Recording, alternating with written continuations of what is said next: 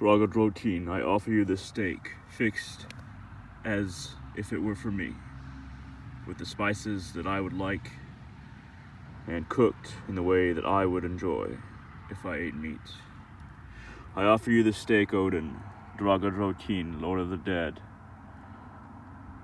on this holy night, that our connection may become more profound. Hail Odin Draugadrottinn, Draugadrottinn, Draugadrottinn. I offer you this beer, Odin Draugadrottinn, that you may drink as you see fit. Hail Odin Draugadrottinn, Draugadrottinn, Draugadrottinn. Hail Odin.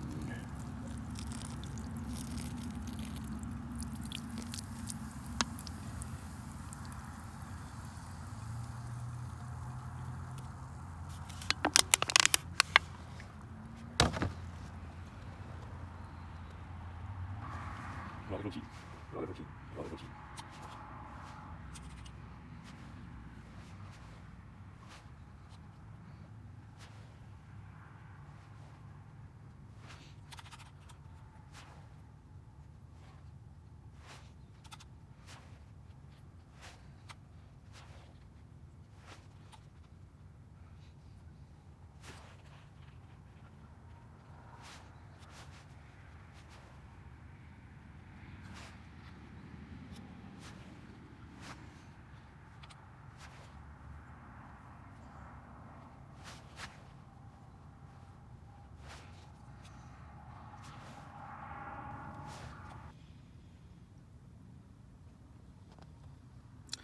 Odin, I will now read from a list of your names.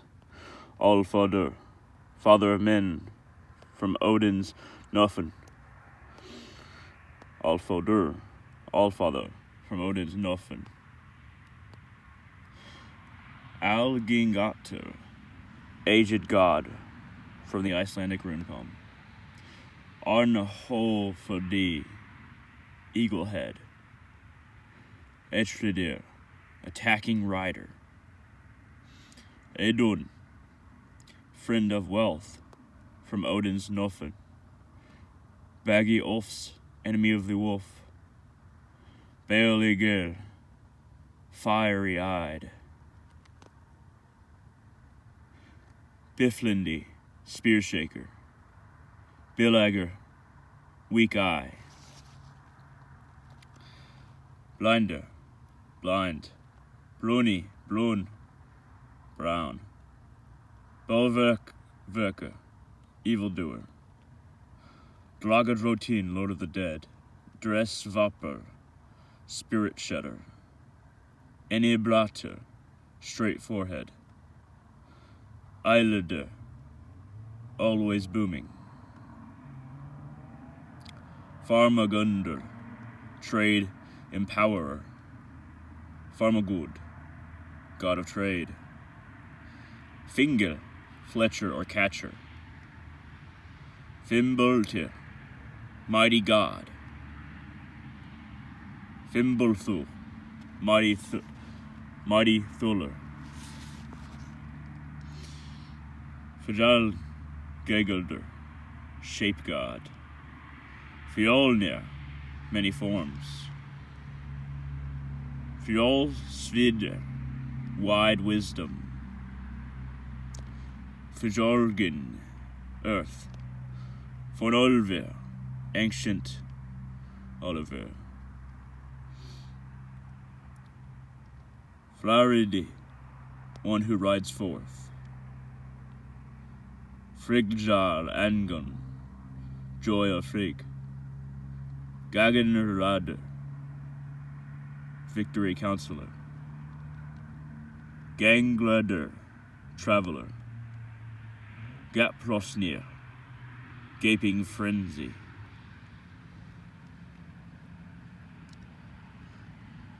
Geigoder, roamer.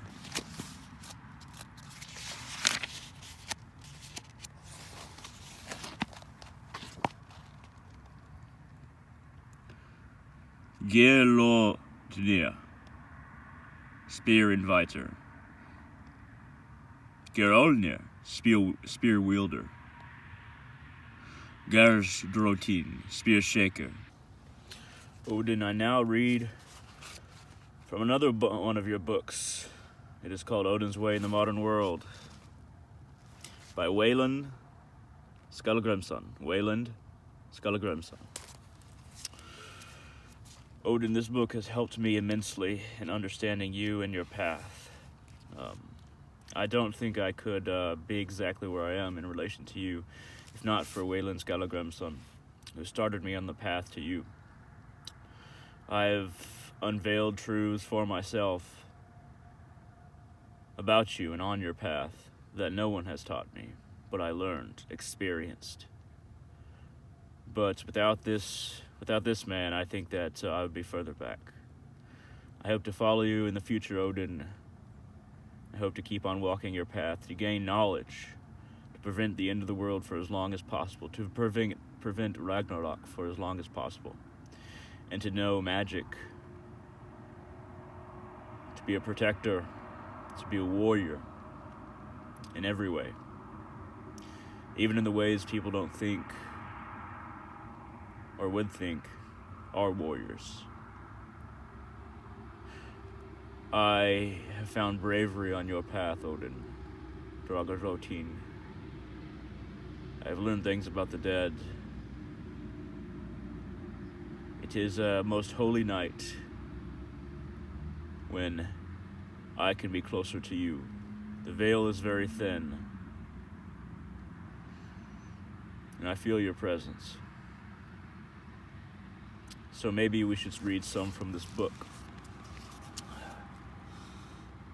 This constant hardship is quite consistent with Odin's own nature too. Odin's own path is hard.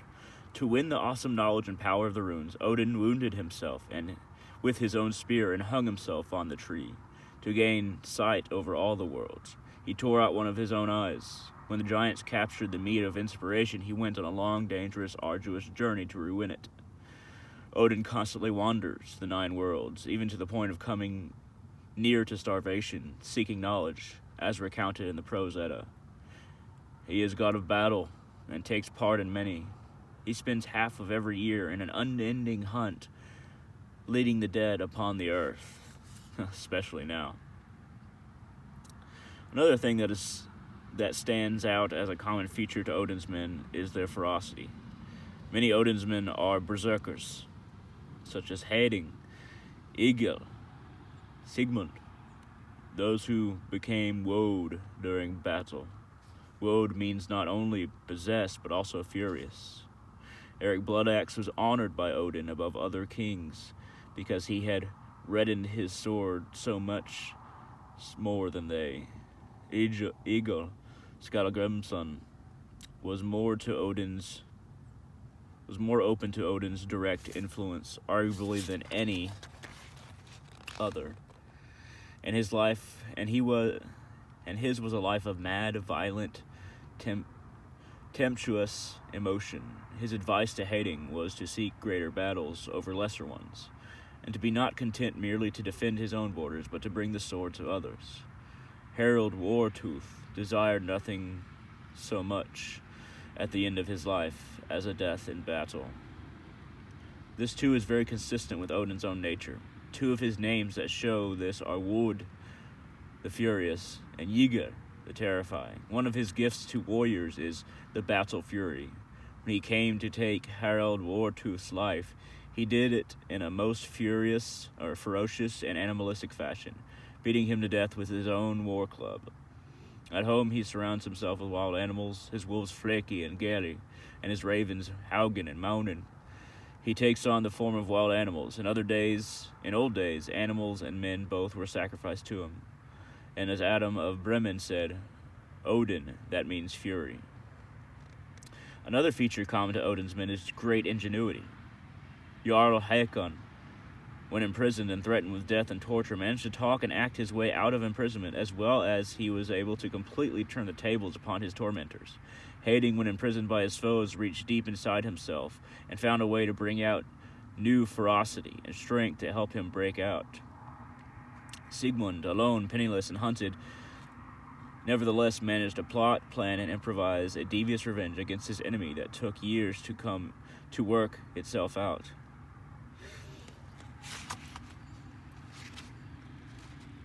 Yet another feature common to Odin's men is big picture thinking, hating Hroth, Kraki, Eric Bloodaxe, Jarl Hakon, Volsung, all fought with grand visions of creating kingdoms in mind. Jarl Hakon also fought for other larger concepts like vengeance for his father and freedom for his people. Similarly, Sigmund fought to avenge his father. Sigmund fought for glory as hating the Bloodaxe did. An element of this big picture thinking found in many Odin's men is a streak of idealism.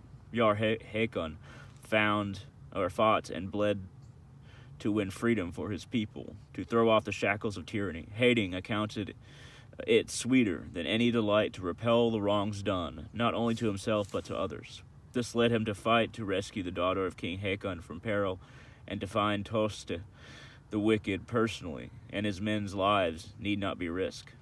Hroth Kraki fought for peace, security, and bounty for his people.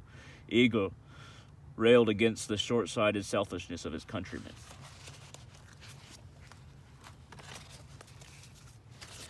Now let us go to another part about the runes. I'd like to read a few rune poems that are relevant to Odin's rune, Ansus, which looks like a downward-facing F. These are also composed by Wayland Skallagrimsson. Okay, Ansus.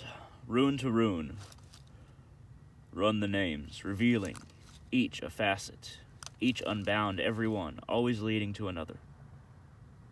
How can the name that's heard hold any sort of truth?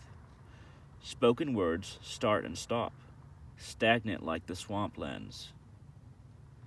Stave the shape, just symbolic, sign representing mystery, rune revealing endless meaning, riddle hidden by the stave. Midgard, world of hidden meaning, mysteries all veiled by light. Asgard, world of all revealing. Every rune, there read aright. Seek you therefore, thought-filled torrents, thunderous words from far beyond, inspiration all onrushing. Asgard's wisdom, so to win. So, what I've learned from Odin that is rather specific to Odin, and now I'm speaking to you, audience, is that he basically has a name for almost anything. He has so many different forms and titles that it's almost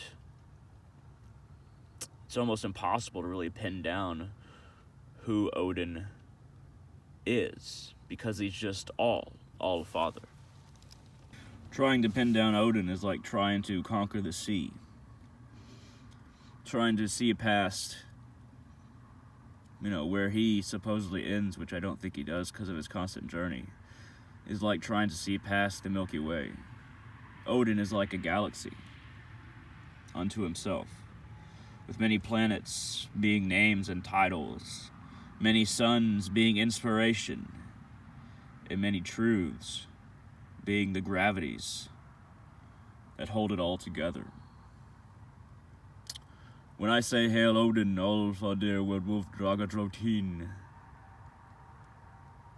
I am saying I am on the path to being these things myself. I am on the path to becoming the person that is needed in this world. Not doing just what I love, but doing what is needed, what the world needs me to do in order to help it in whatever way I can. It isn't easy. This path is not easy. This path is grim, filled with hardship and loneliness. But the more I focus on my path, the more I find myself in it, the more I realize that I was always meant to walk this path. There was never a path that I could have taken besides this one. this world is something that I'm very attached to, and most people here are very attached to this world. That's why we keep on coming back to this particular world. But this universe is actually Midgard. And though there are probably other names and forms of Odin that are worshipped on other planets, I think that Odin expands far beyond this one Earth. There are plenty of Goldilocks zones out there. Planets ripe for life. Ones that are very far away from us, of course, because we have to have some kind of freedom to choose and to not be impeded by other intelligent life forms. At least, not planetary ones. Maybe dimensional ones, that's another story. Regardless, whatever path you find yourself on, you should feel like you're called to it, like I feel like I'm called to this path. And Odin, I don't think I'll ever stop learning about Odin to the end of my life. I don't think I could understand him in one life, maybe not even 100. But I feel like I've worked with Odin before, and I'll probably work with him again. Hail Odin Draugadrottinn. For how many times have I died, and how many egos have I been that still remain, that rest or feast in the afterlife? These things are unknown. But what I do know is that I will not stop. Odin doesn't stop until we are free.